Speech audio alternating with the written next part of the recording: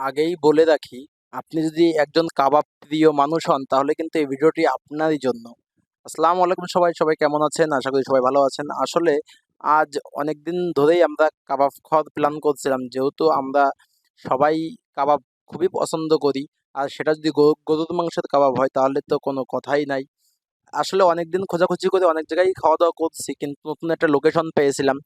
যে কাবাব ঘরটি নতুন হয়েছে কিন্তু অল্প দিনেই খুবই ফেমাস হয়ে গেছে। এটি হচ্ছে যশোরের খেদাপাড়া রাজগঞ্জ রোডের এই সাইডে বা ২-৩ কিলো এই সাইডে দোকানটি অবস্থিত হয়েছে।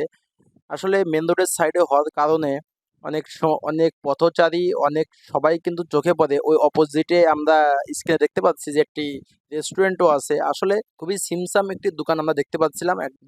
মধ্যবয়সী লোক কাবাব তৈরি করছিল। আসলে তাদের কাছে এত ভিড় হওয়ার কারণটি আমরা জানতে চাই। সে জায়গা থেকে যে, যে পরিমাণ কাবাবের স্পাইসি টেস্টটা আমরা দেখে খাঁটি সরিষার তেল দিয়ে কাবাবের পিস সবকিছুই ছিল শিক। আর আসলে মেন উদ্দেশ্য হচ্ছে খাওয়ার জন্য সবথেকে বেশি যেটা আমরা রেফার করছিলাম যে বাজেটটা খুবই ফ্রেন্ডলি ছিল, খুবই কম টাকার ভিতরে সকল কিছুই আমরা খেতে পারছিলাম। এখানে আমরা দেখতে পারলাম যে শিক নিচ্ছিল ইনি প্রতি পিস নাকি বলল ৳২৫, আর আপনার চাপ যেটা বলে ওটা নাকি বলছিল আপনার ৳৪৫। আসলে আমাদের শহরে কিন্তু এর ডবল দামেও কিন্তু আমরা ঠিক মতন কাবাব খাইতে পারি না। সে জায়গা থেকে যদি শহর থেকে একটু বাইরে যেয়ে খাই বা খাওয়ার চেষ্টা করি, আসলে আমরা সবাই কিন্তু ঘুরতে পছন্দ করি। আমিও ব্যক্তিগতভাবে খুবই ঘুরতে পছন্দ করি। সে জায়গা থেকে সকল ভালোবাসার লোকজনগুলোকে নিয়ে চলে গেছিলাম যে কাবাব খাওয়ার উদ্দেশ্যে। সে জায়গা থেকে আমরা এই জায়গাটা লোকেশন পাওয়ার পরে যাই, যেয়ে আসলে দেখেই ভাল লাগছে যে জায়গাটা খুবই সিম্পল, কিন্তু যে পরিমাণ ভিড় ছিল, আমরা তো যাওয়ার পরপরই প্রচুর ভিড় দেখতে পাই।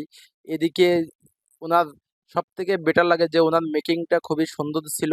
এই যে উনি আমার সঙ্গে কথা বলছিল যে কেমন করে সে তৈরি করছে, কেমন করে সে হচ্ছে আপনার শিক তৈরি করছে, চাপ তৈরি করছে, রুটি তৈরি করছে। রুটিগুলোও পাতলা ছিল কিন্তু সে জায়গা থেকে খুবই মানে খাইতে খুবই মজা লাগছিল।